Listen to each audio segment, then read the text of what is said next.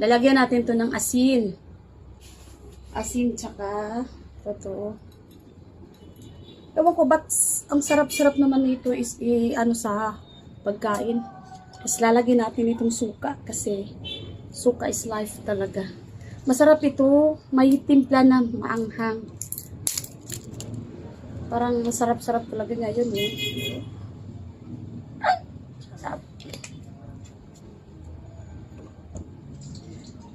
Ito yung ano ko ngayon. Pero syempre kakain ako. Kunti lang muna yung kanin ko kasi ang merienda ako kanina marami naman yung nakain ko eh.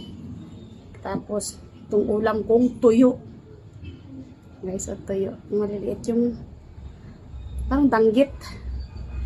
Hinugasan ko to kasi nga parang maalat siya. Hinugasan ko para hindi maging maalat. Tapos ito. Tara, let's eat.